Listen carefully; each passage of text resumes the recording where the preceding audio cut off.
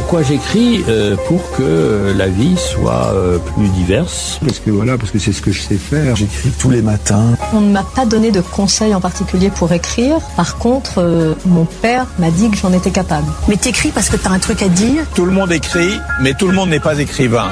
Pourquoi le devient-on? Comment le devient-on? D'où vient l'inspiration? Écrivain, écrivaine. Le point littéraire, Jean-Jacques Foucault. On connaît les écrivains à travers leurs œuvres, mais connaît-on leur univers? Le point littéraire. Le point littéraire, tous les mercredis de 20h à 21h sur Royal FM. C'est une émission de littérature. Toute la littérature, ici, tous les genres, sous-genres et types d'écriture se rencontrent. Vous aurez droit à plus de découvertes de livres et d'auteurs. Ici, tous les genres littéraires et textes scientifiques se côtoient. Le point littéraire, tous les mercredis de 20h à 21h. Prenez le rendez-vous avec Jean-Jacques Foucault.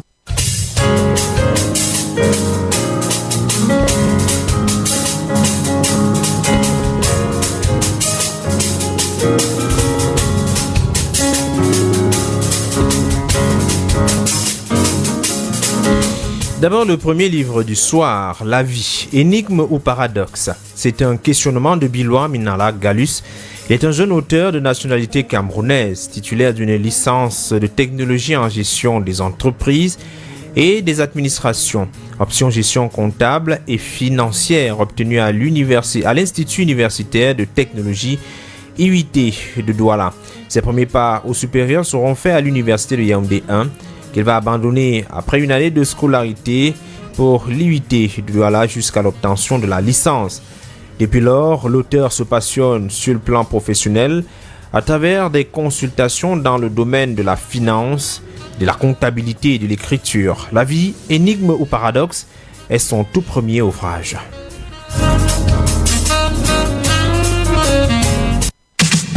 Le point littéraire, l'entretien.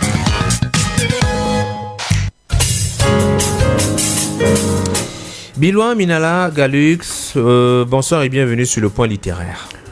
Bonsoir Monsieur Foucault, merci pour l'invitation sur votre plateau. Merci beaucoup. C'est un plaisir de vous accueillir pour échanger autour de votre tout premier ouvrage. Comment est-ce qu'on se sent lorsqu'on a mis sur la place publique sa toute première réflexion, parce qu'il s'agit ici d'essai? Là, on se sent comme un poisson dans l'eau et on est très très ému d'avoir réalisé malgré les difficultés qui se sont opposées à nous. Il y a eu beaucoup de difficultés dans la conception et finalement la finalisation à travers l'éditeur. En effet, au niveau de la conception, vous savez, lorsque on a une idée comme celle-là, il faut la mettre sur pied et parfois l'inspiration vient en cascade. Et maintenant, au niveau de l'éditeur, souvent, il y a les difficultés financières qui se posent. Mais nous sommes quand même ravis aujourd'hui de voir cet ouvrage qui est apparu. Oui. Alors finalement, la vie, énigme ou paradoxe, comment est-ce que l'ouvrage prend forme dans l'esprit de l'auteur? La vie, énigme ou paradoxe, c'est un ouvrage qui naît d'une inspiration. Une inspiration qui découle tout simplement des problèmes, des difficultés rencontrées. Les multiples situations que la vie nous a présentées. En fait, ça émane tout simplement d'une expérience professionnelle qui n'a pas été facile du tout. Alors, qu'est-ce qui s'est-il passé exactement sur le plan professionnel, si ce n'est pas indiscret d'en parler? Sur le plan professionnel, la réalité c'est quoi? C'est que vous savez, lorsque vous finalisez par exemple un cursus académique, vous vous retrouvez en train d'aspirer à devenir une personne, aussi une personnalité. Pourquoi? Parce que vous êtes nourri du fait que le potentiel que vous avez peut vous permettre de vous en sortir, mais lorsque vous arrivez sur le plan professionnel, vous vous rendez compte tout simplement que ce n'est pas le cas. Qu'en dehors du potentiel que vous avez, il y a également d'autres aléas. D'accord. La vie, énigme ou paradoxe, c'est une interrogation. On veut savoir, on veut comprendre. Alors d'abord, pourquoi est-ce que vous avez choisi ce domaine aussi vaste, la vie? On peut faire des chapitres sur la vie, mais pourquoi l'avoir choisi? La vie passée, ça relate tout simplement ce qu'on est, ça tourne autour de multiples activités que nous menons au quotidien. Et puis, parce que nous ne pouvons pas continuer à faire comme si nous étions peut-être des extraterrestres. Nous sommes dans une logique où nous sommes assignés à exercer un certain nombre d'activités. Et ces activités-là, à travers ces activités, nous prenons également certaines décisions qui, à un certain moment, pour certaines, elles s'avisent être des bonnes, pour d'autres, elles s'avisent être des mauvaises. Alors, vous avez trouvé le problème, vous l'avez identifié, vous avez essayé d'y apporter des solutions, et cela en 4 chapitres. Pourquoi 4 chapitres? Il y a un effet de sens recherché. Bon, en 4 chapitres, parce que tout simplement, il y a eu un certain nombre de réflexions avant moi. Il y a peut-être 2 ou 3 auteurs, peut-être un seul que je peux citer. Il y a eu des interrogations avant moi. Je peux prendre par exemple Victor Hugo, que tout le monde connaît, qui s'est vraiment interrogé sur cette thématique. Aujourd'hui, en fait, j'ai résumé ça en 4 parties. Pourquoi? Parce que j'ai trouvé que c'était mieux adapté à notre réalité. Nous sommes dans une réalité africaine et il ne faudrait pas aller au-delà de ça. Il faudrait que lorsque nous engageons une thématique, que nous l'adaptons tout simplement à une réalité qui nous concerne véritablement. Est-ce qu'il ne s'agit pas d'un sujet beaucoup trop philosophique? Je crois que pour ma part, c'est un sujet qui est philosophique et en même temps qui est social. Parce que c'est un sujet qui se trouve au milieu de la philosophie et des sciences sociales, si je peux m'exprimer ainsi, donc de la sociologie. D'abord, les difficultés et aspirations sociales vous semblez faire savoir que l'homme est confronté à un certain nombre de réalités qui peuvent bousculer son être. En effet, il y a beaucoup de contingences. Nous avons par exemple, c'est des exemples patents que nous vivons tous les jours. Vous vous retrouvez devant une situation où vous avez été formé comme moi par exemple. Je suis formé dans la gestion des entreprises et de l'administration, mais je me retrouve dans une logique où je suis par exemple engagé sur le plan littéraire. Vous comprenez un peu, ça c'est déjà un paradoxe. Et c'est les interrogations qui naissent sur les têtes de beaucoup d'auditeurs aujourd'hui. Certains se demandent à travers mon profil comment j'ai fait pour me retrouver là. C'est un paradoxe. Voilà. Donc, qu'à cela ne tienne quand même, l'objectif c'est quoi? C'est que dans le bouquin, je veux attirer l'attention des uns et des autres, à leur faire comprendre que lorsque vous avez une substance, vous pouvez également briller de part et d'autre. Alors, la vie, c'est énigme. Oui. Plusieurs énigmes. Cette fois-là avec un S. Oui. Il y a beaucoup de contingences, il y a beaucoup de difficultés, il y a beaucoup de non-dits. Alors, finalement, pourquoi est-ce qu'on vit? Je crois que nous vivons parce que nous sommes nous-mêmes dans une logique de contrainte. Ça veut dire que lorsque vous décidez de naître, vous naissez par décision, mais c'est une décision qui ne vient pas de vous. Ça, c'est la première chose.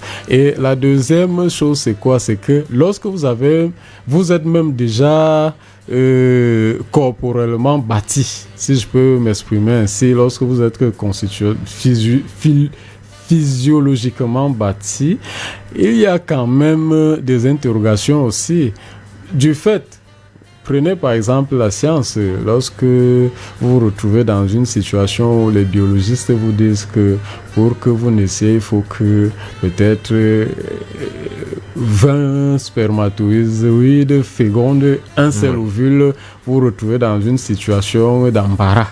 Ça veut dire qu'il y a un premier mystère. Ça veut dire quoi? Ça veut dire que le mystère, le spermatozoïde qui vient féconder l'ovule, comment lui, il a réussi véritablement à réaliser cet exploit. Vous vous retrouvez là aussi devant une interrogation. Peut-être les scientifiques nous diront davantage. Je crois que dans le livre quand même, j'interroge aussi cet aspect parce que j'évoque le fait génomique. à l'intérieur, même comme c'est pas ma spécialité. Oui. Alors finalement, l'homme vit pour rencontrer des difficultés, pour évoluer dans un environnement pas toujours favorable. Effectivement, c'est à ça que nous sommes astreints, parce que l'homme en fait est né pour ça, pour rencontrer un certain nombre de difficultés. Mais maintenant, il ne suffit pas tout simplement d'analyser la chose sur ce chef. Il faut aussi comprendre qu'en dehors de ces difficultés-là, l'homme aussi, lorsqu'il écoute et il est dans une logique de discipline, il peut aussi se retrouver peut-être en train d'affronter positivement ces difficultés-là, transformer ces difficultés-là en avantage. L'environnement aujourd'hui est assez difficile. D'ailleurs, vous parlez des paradoxes avec les abus. Les hommes sont toujours auteurs, créateurs des bombes atomiques, des armes pour détruire leur vie. Finalement, c'est un paradoxe. Pourquoi détruire la vie que l'homme n'a pas la capacité de produire? Effectivement, parce que vous savez, l'homme a cet avantage-là. C'est un atout naturel. L'intelligence qu'il a, c'est-à-dire, on pourrait dire que c'est un don de Dieu. Mais maintenant, le problème, c'est l'usage qu'il fait de cette intelligence-là. Il y a certains qui utilisent cette intelligence-là dans un cadre humanitaire, mais il y a aussi d'autres qui utilisent cette intelligence-là pour plutôt décimer, ou du moins dans une logique où les résultats des recherches portent plutôt à décimer l'homme, si je peux le dire ainsi. Alors finalement, la mission de l'homme sur Terre, c'est laquelle? La mission de l'homme sur Terre est tout simplement de considérer son prochain, d'aimer son prochain, d'apprécier son prochain, de faire tout pour qu'il y ait un environnement de paix entre son prochain et lui, pour qu'il se sente véritablement à son aise. Voilà. Et utiliser l'ensemble des éléments qu'il possède. Aujourd'hui, vous avez fait évocation notamment des réseaux sociaux, des nouvelles technologies qui sont en réalité des nouveaux instruments pour améliorer la condition de l'homme sur Terre, mais également cause de sa chute aujourd'hui. En effet, là, par rapport à cet aspect, il y a toujours une interrogation qui naît, c'est l'usage effectivement de cette technologie-là. Vous savez, la mondialisation aujourd'hui nous apporte un certain nombre de choses. Parfois, nous pouvons nous retrouver dans une logique où peut-être l'utilisation, nous ne la maîtrisons pas. Mais qu'à cela ne tienne, il est important quand même que l'homme soit conscient des actes et des décisions qu'il prend. S'il fallait aujourd'hui dire en 84 pages et à peu près 4 chapitres, qu'est-ce que l'auteur a voulu faire comprendre précisément aux lecteurs potentiels qui nous écoutent en ce moment? En fait, dans cette œuvre intitulée La vie, énigme ou paradoxe, c'est tout simplement une œuvre qui essaye de présenter la dimension sacrée de la vie, tout en mettant l'homme et ses actions au centre du débat dans la société. Oui, cette œuvre s'illustre tout simplement en 4 parties, telles que vous l'avez évoqué. La première partie porte tout simplement traite les difficultés et les aspirations sociales servies à l'homme par la société. La deuxième partie illustre le paradoxe qui agrémente, du moins on peut dire les paradoxes qui agrémentent la vie de l'homme et l'influence qu'ils ont sur nos opinions, ça veut dire les opinions des hommes. Hommes avec grand H bien sûr.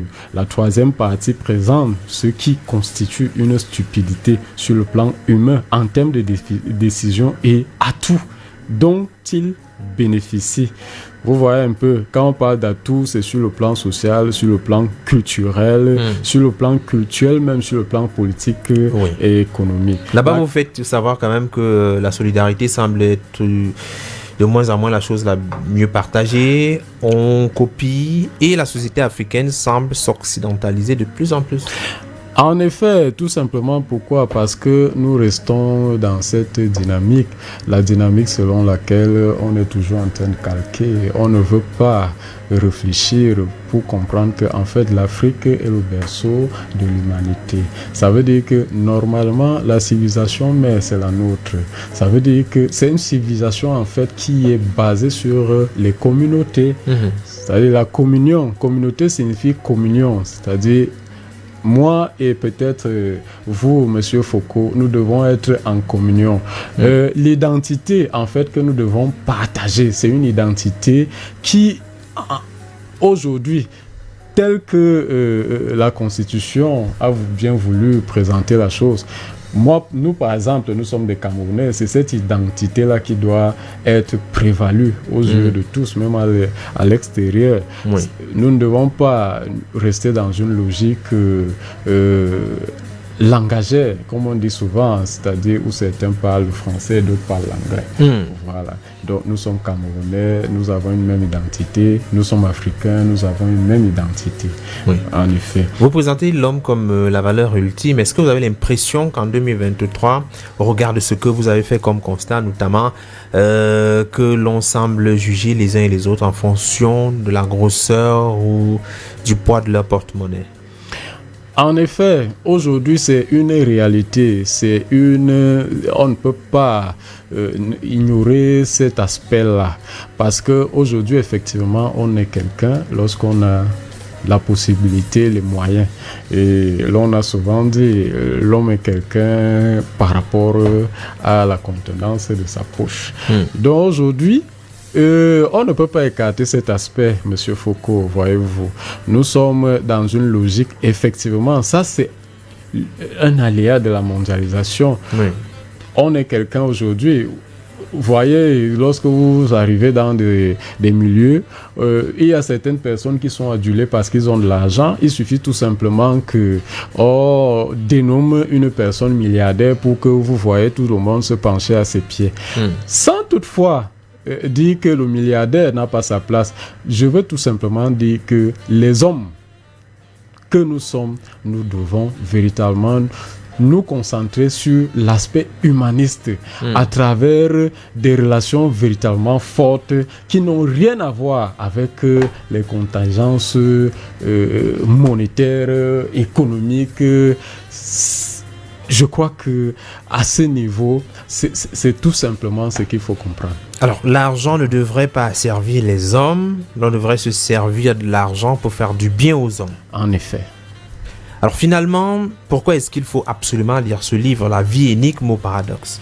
Il faut lire ce livre parce que c'est un livre qui vient édifier, qui amène les hommes à être conscients, à développer véritablement leurs réflexions et à comprendre que la vie dans laquelle nous sommes astreints, c'est une vie qui existe depuis. Nous nous retrouvons là, nous nous retrouvons également devant une société où il se vit, c'est un clivage.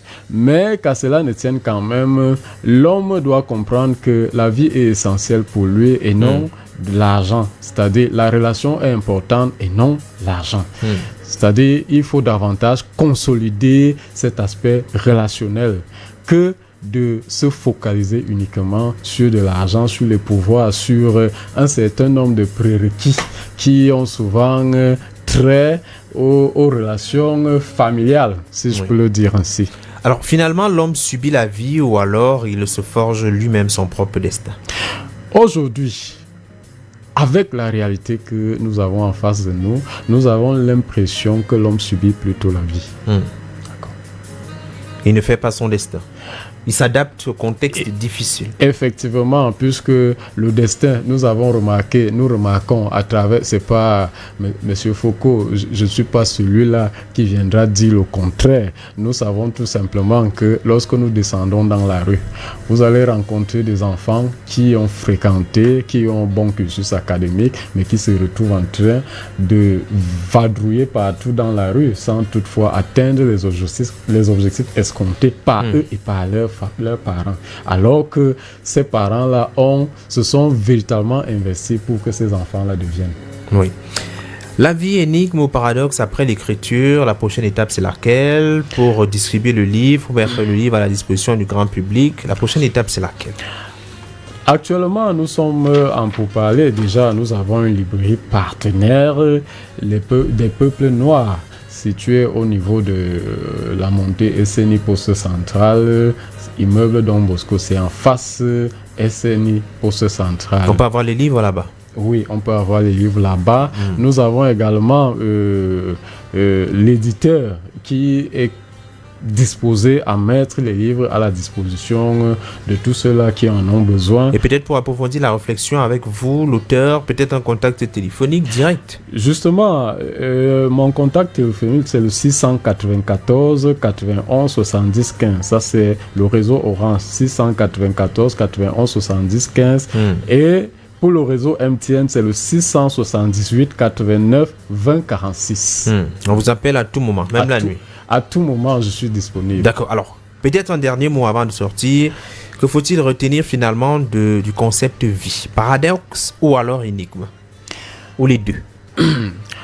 Je pense que il faut retenir les deux.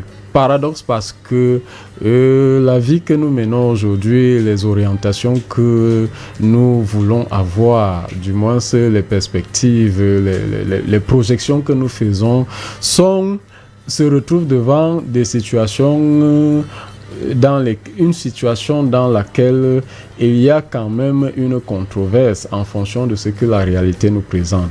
Énigme, pourquoi? Parce que la vie est un mystère. Il est difficile de comprendre réellement, de cerner ce qu'on appelle la vie. Biloua Minala Gallus, merci d'être passé à la radio et d'avoir échangé avec nous autour de votre ouvrage La vie, énigme ou paradoxe. Je vous remercie également, M. Foucault, de m'avoir fait cet honneur-là de m'inviter dans cette grande chaîne Royal FM. Je suis très content et je vous encourage davantage pour ce que vous faites pour la littérature, les jeunes auteurs, leur promotion également. Merci. Merci à vous.